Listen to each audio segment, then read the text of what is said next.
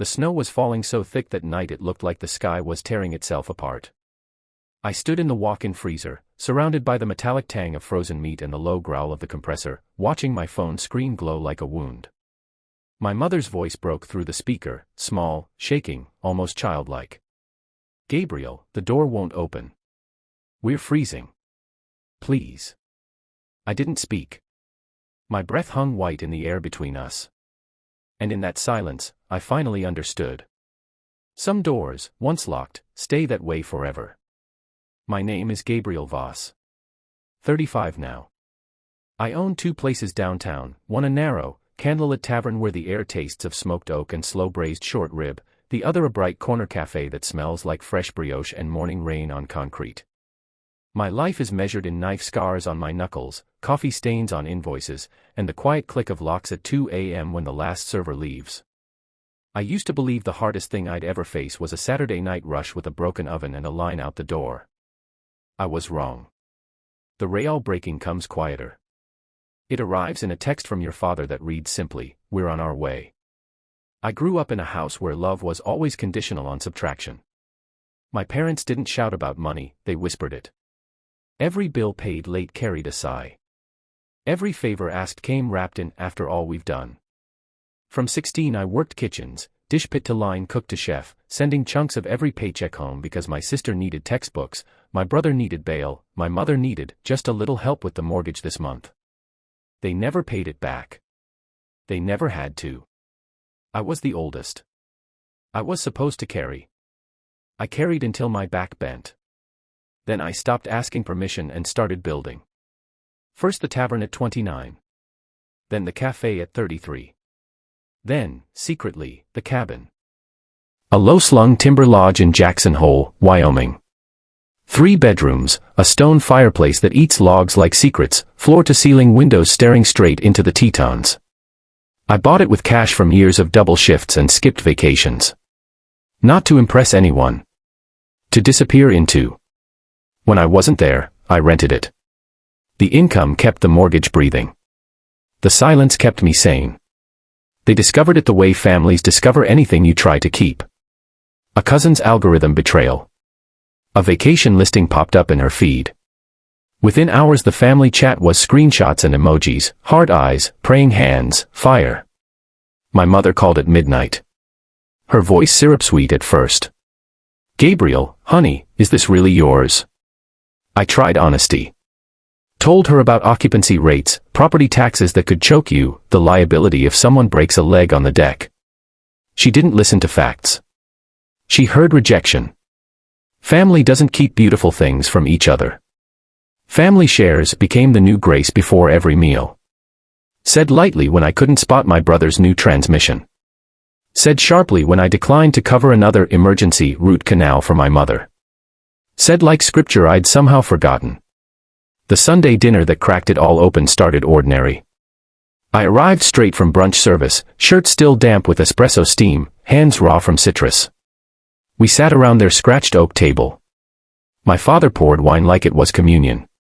My mother smiled too wide and said, "We've decided to use the cabin for our 40th. A whole week. Just us, maybe invite the Millers for dinner one night. No, may we?" No hesitation. My sister kept eating. My brother grinned like he'd won something. I checked the booking app under the table. High season. A couple from Seattle, teachers, 2 kids, had paid in full 4 months prior. They'd probably framed the confirmation email. I said softly, "It's booked." My mother laughed, light, dismissive. Then unbook it. It's our anniversary. We've earned a little magic. My father nodded once. "Don't make this difficult, Gabe. It's family. Family." The word tasted like rust. I drove home through sleet, replaying the casual theft of my boundary. By the time I pulled into my parking spot, the decision was already hardening inside me like cooling caramel. This time, I wouldn't bend. I called her 2 days later from the empty tavern. Chairs upside down on tables. She answered humming. Already planning the menu she'd cook in my kitchen. I interrupted. "The week is blocked. I won't cancel paying guests. Her tone shifted, ice under velvet. So strangers matter more than your parents' marriage? My father's voice boomed in the background. After everything we gave up for you. I felt the old guilt rise like bile. Then something sharper cut through it. Gave up?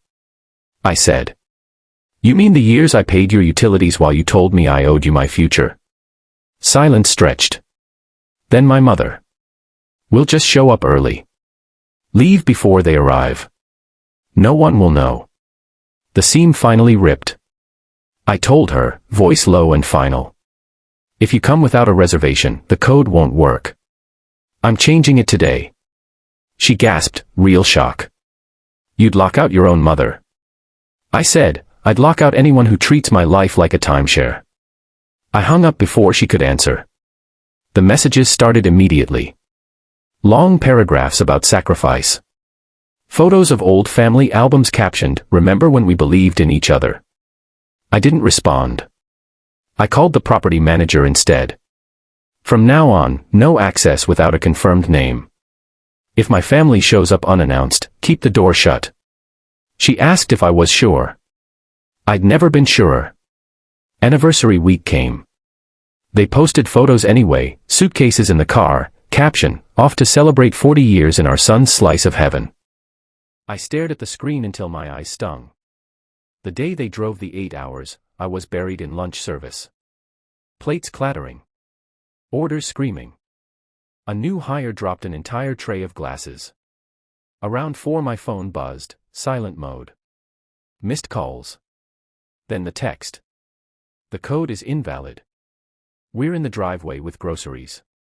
Fix this now. I walked into the dry storage room. Answered the manager's call. In the background, my mother's voice, "Hi, public, humiliated." The manager asked. Instructions still stand. I pictured my parents, graying, expectant, furious in the snow. I pictured the Seattle family arriving tomorrow, kids with new snow boots, parents finally breathing after a school year. Yes, I said. Door stays locked. The storm broke. Voicemails, sobbing, screaming. You're destroying us on our anniversary. When I finally answered, my voice was calm. You drove without confirming. You ignored every warning. I've covered your car payments, your dental work, my brother's gambling debts, nearly $50,000 over 12 years. This cabin. Bought with my sweat. You don't own it. You never did. My father snatched the phone. Voice like gravel. You think you're free now? You'll wake up one day and realize you threw us away for money. I said, I threw away the debt. Not the people. You chose the debt. He hung up. Later that night I uploaded the bank statements to the family chat. Transfers. Amounts. Dates. No commentary. Just numbers. My aunt replied first. Jesus, Gabe. I didn't know. Then quiet. My mother's last words in the chat. Keep your precious cabin. I hope it's warm when you're alone forever. She left. My siblings ghosted. I collapsed on the back stoop behind the tavern. Cried until my ribs hurt. Not only for the loss. For the lie I'd lived. That love meant letting yourself be emptied. But here's the twist I never saw coming, the one that still wakes me at 3 a.m. 3 months later, my sister texted me privately. Not an apology.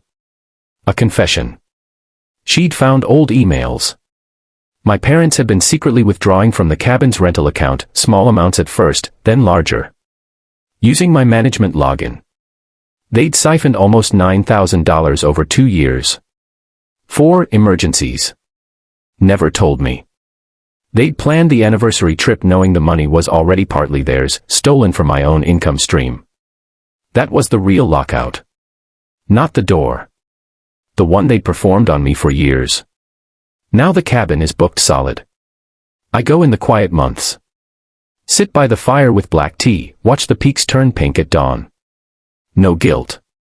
Just stillness I defended. My family is gone. Holidays are staff potlucks and extra shifts. My line cook once said over late-night cleanup. Real family doesn't keep a running tab. She was right. I carry the red light now. The quiet fire. The truth that boundaries aren't betrayal, they're oxygen. If the people who raised you had been quietly draining you for years, stealing from the very thing they claimed as shared, would you still open the door? Or would you let the snow fall and finally breathe? Tell me in the comments. I read every word. Thanks for watching. Do subscribe for more stories.